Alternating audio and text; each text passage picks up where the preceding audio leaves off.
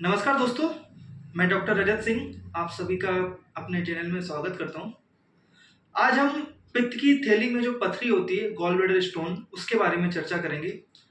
हमारी चर्चा 3 हिस्सों में होगी।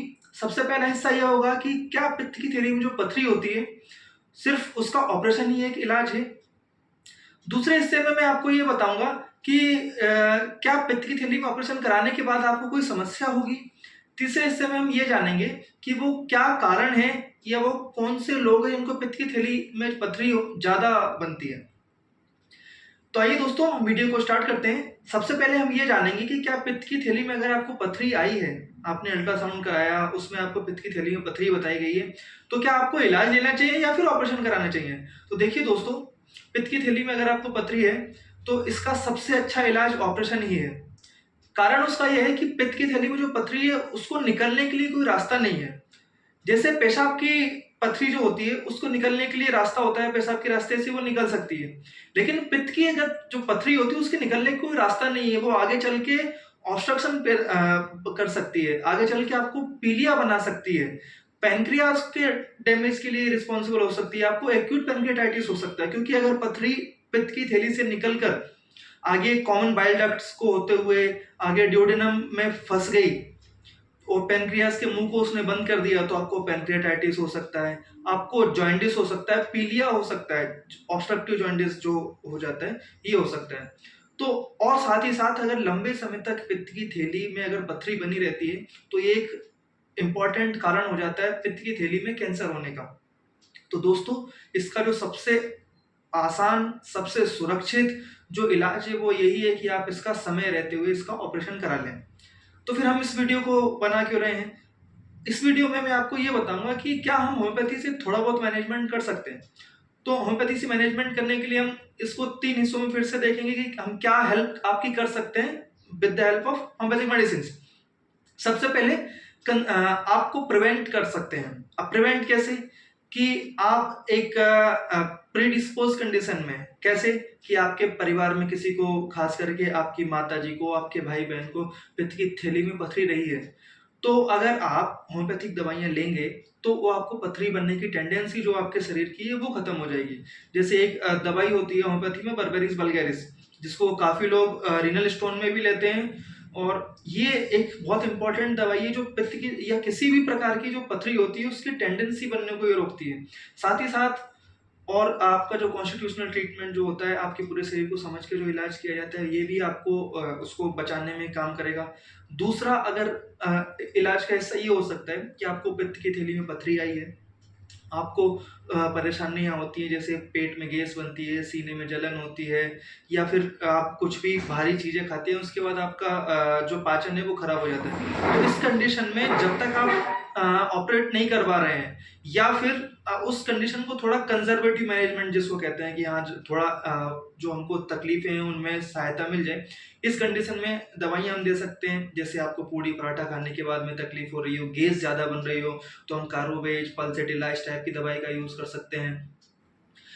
अब एक और हिस्सा ये होता है कि हम ये देख सकते हैं कि पित्त की थैली की पथरी गल जाए, बाहर ना निकले, गल जाए वहीं पे रहते हुए, क्योंकि ये कोलेस्ट्रॉल की पथरी होती है। इसमें अगर कोलेस्ट्रॉल की अगर पथरी है उसमें सिर्फ स्लज है। स्लज क्या होता है?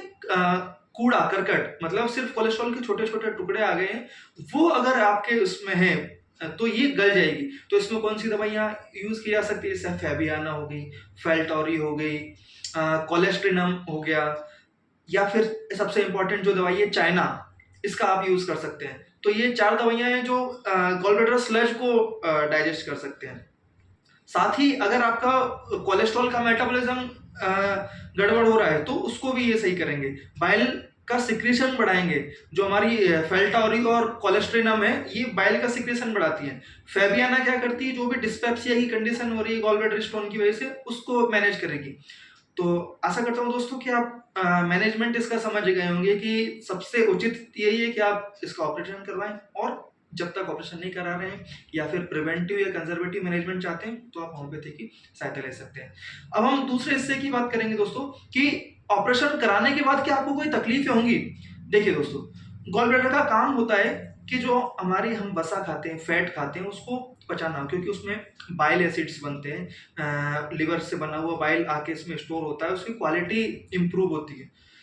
तो सबसे बड़ा एक सवाल हमारे दिमाग में रहता है कि क्या पित्त की थैली निकल जाएगी उसके बाद हम कोई फैटी फूड, पूड़ी पराठा या फिर कोई भी भारी खाना जो होता है वो नहीं खा पाएंगे? ऐसा नहीं है दोस्तों। बाइल एसिड तो अभी भी बनेगा, लेकिन उसकी क्वालिटी थोड़ी सी कंप्रोमाइज हो जाएगी। लिवर कंटिन्यू बाइल एसिड बनाएगा, लेकिन उसका स्टोरेज और उसका क्वालिटी इंप्रूवमेंट जो गॉल ब्लैडर में होना था वो नहीं हो पाएगा।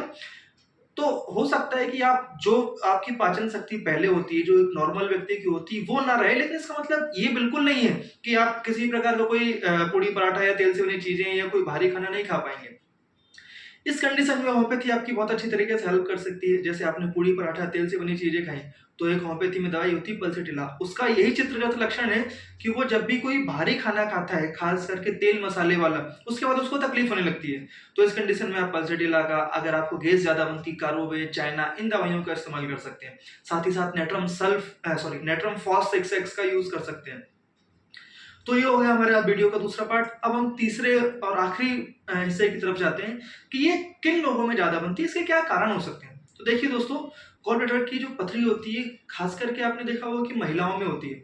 इसके रिस्क फैक्टर में 5F आते हैं: फीमेल, फर्टाइल, फैटी और 40 मतलब जो 40 की उम्र में। ठीक है, ऐसी महिला जो अपने 40 की उम्र में है, थोड़ी मोटी है, फर्टाइल है और फ्लेबी है, मोटी है और थोड़ी सी वाइट कॉम्प्लेक्शन वाले जो लोग होते हैं, उनमें ये थोड़ा सा ज्यादा बनता है। अब और खास करके 40s क्यों बोला, क्योंकि लेट 40s में जो हमारा फर्टाइल पीरियड होता है वो चल रहा होता है और जो प्रेगनेंसी होती है वो हो चुकी होती है। प्रेगनेंसी एक मेजर कारण है गॉल ब्लैडर में जो हमारा बाइल आता है उसके स्टेसिस का, उसमें रुकता है ज्यादा समय तक, और साथ ही एक हाइपर एस्ट्रोजेनिक कंडीशन है, ये भी एक प्रीडिस्पोजिंग फैक्टर बनता है गॉल ब्लैडर में पथरी बनने का। और क्या कारण हो सकता है कि आपको शरीर में साथ में और कोई कॉम्प्लिकेशन हो, जैसे डायबिटीज हो, कोई भी मेटाबॉलिक डिसऑर्डर, खास करके थायराइड। ये बड़ा कॉमन देखा गया है कि जिनमें थायराइड होता है, हाइपोथायराइडिज्म, उनको ये ज्यादा होती है। क्यों? क्योंकि मेटाबॉलिज्म स्लो होता है, तो वो ज्यादा बाइल वहां पे ज्यादा समय तक रुकेगा। अब ये बनती क्यों है? देखिए, कोलेस्ट्रॉल ब्लड में सॉल्युबल नहीं होता। कोलेस्ट्रॉल आया आपके शरीर में बना और वो ब्लड में सॉल्युबल नहीं, तो उसको सॉल्युबल बनाने के लिए लिवर बाइल एसिड्स का सिक्रेशन करता है। बाइल एसिड और कोलेस्ट्रॉल आपस में मिलते हैं और आगे उसका ट्रांसपोर्ट होता है। जब कोलेस्ट्रॉल का अमाउंट बाइल एसिड की तुलना में ज्यादा होने लगे, तो ये आपको बनने लगेगा। या फिर किसी वजह से आपके गॉल ब्लैडर में कोई इन्फेक्शन हो गया है, ई कोलाई का इन्फेक्शन हो गया, खास करके टाइफाइड का बैक्टीरिया भी कई एक बार अंदर आ जाता है, ये भी आपको करवा सकता है पथरी का एक कारण। इसमें क्या होगा कि आपकी जो पित्त बन रहा है वो रुकेगा, तो वो पथरी में कन्वर्ट हो सकता है। तो मैं समझता हूँ दोस्तों कि आप मेरे इस वीडियो को, जिसमें मैंने गॉल ब्लैडर के स्टोन का मैनेजमेंट बताया है, आप इसको समझ गए होंगे। इसी प्रकार के वीडियोस देखने के लिए मेरे चैनल को सब्सक्राइब कीजिए, मेरे वीडियो को लाइक कीजिए और भी लोगों में शेयर कीजिए। धन्यवाद।